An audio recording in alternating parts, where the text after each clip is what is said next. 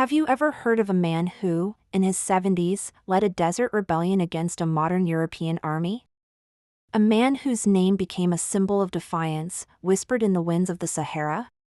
Today, we're diving into the incredible story of Omar Mukhtar, the Lion of the Desert, and his 20-year war against Italian colonial rule in Libya.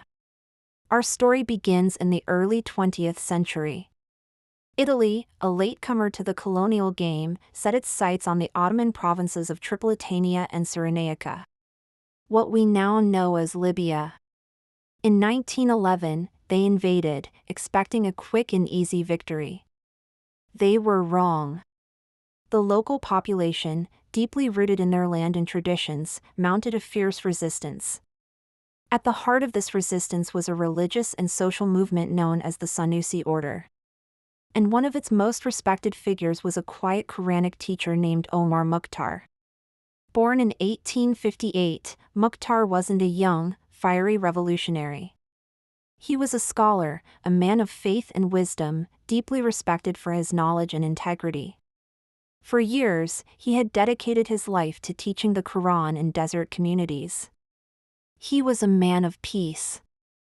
But when his homeland was threatened, he revealed another side of himself, a brilliant military strategist and an inspirational leader. Initially, the resistance was a broad front effort, but as World War I erupted, the conflict in Libya became a sideshow for the major powers. The Italians, however, never fully secured their grip on the region, especially in the rugged interior of Cyrenaica. This was Omar Mukhtar's backyard. He knew the terrain like the back of his hand, the hidden wadis, the secret wells, the treacherous mountain passes. This knowledge would become his greatest weapon. The real turning point came in 1922 with the rise of Benito Mussolini and his fascist regime in Italy. Mussolini had grand ambitions of forging a new Roman Empire, and Libya was to be its fourth shore. He was determined to crush the Libyan resistance once and for all. He appointed ruthless generals like Rodolfo Graziani, a man who would earn the nickname the Butcher of Fezzan. The fascist approach was one of total war. They weren't just fighting an army, they were fighting a people. This is when Omar Mukhtar, now in his 60s, stepped fully into his role as the commander of the Sanusi resistance. He understood that he couldn't face the Italian army, with its tanks, planes, and machine guns, in a conventional battle. So, he embraced guerrilla warfare. His fighters, often numbering just a few hundred, would emerge from the desert like ghosts, strike Italian supply lines, ambush patrols, and then vanish back into the vast, unforgiving landscape. These weren't professional soldiers. They were Bedouin herdsmen, farmers, and students, united by their loyalty to Mukhtar and their desire for freedom. They were masters of desert survival, moving swiftly on horseback with minimal supplies. Mukhtar's strategy was brilliant in its simplicity: hit and run. Inflict maximum damage with minimum risk. Keep the enemy constantly off balance, bleeding them of resources and morale. For nearly a decade, this small band of rebels tied down a significant portion of the Italian colonial army. The Italians were infuriated. How could this elderly teacher and his ragtag group of rebels defy the might of fascist Italy?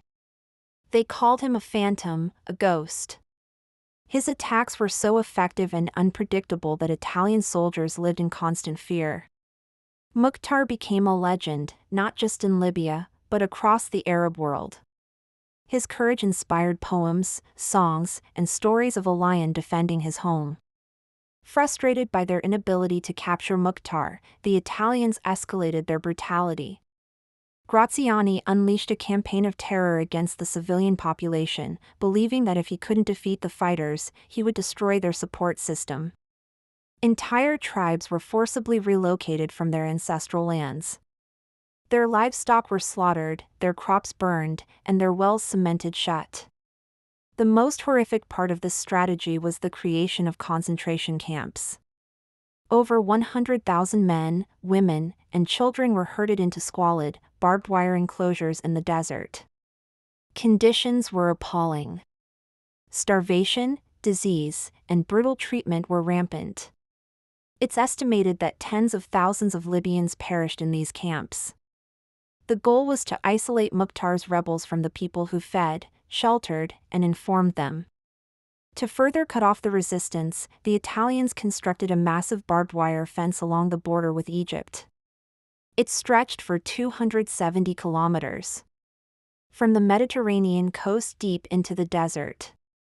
It was patrolled by armored cars and aircraft, designed to stop any flow of supplies or new recruits to Mukhtar's forces. Despite these horrific measures, Omar Mukhtar fought on. He was now in his 70s, his body weathered by a lifetime in the desert and 2 decades of war. His forces were dwindling, starving, and cut off from the outside world. Many of his best commanders had been killed. Yet, he refused to surrender. When the Italians offered him a comfortable retirement in exchange for peace, he famously replied, "We will not surrender. We win or we die. And you will have the next generation to fight, and the next, and the next." But the net was closing. On September 11, 1931, after a fierce battle, an exhausted and wounded Omar Mukhtar was ambushed and captured. His horse had been shot from under him, and he was found with a broken arm. The lion of the desert was finally caged. The Italians wanted to make an example of him. They wanted to break the spirit of the resistance once and for all. They transported him to the town of Sulik, to the very concentration camp where many of his followers were imprisoned. They staged a show trial, a mockery of justice that lasted just 1 day. The verdict was a foregone conclusion. On September 16, 1931, at the age of 73, Omar Mukhtar was led to the gallows. The Italians forced 20,000 of his people from the concentration camps to watch the execution of their hero. They hoped to see a broken old man, but they were disappointed. Mukhtar remained defiant to the end. He walked calmly to his fate, reciting verses from the Quran.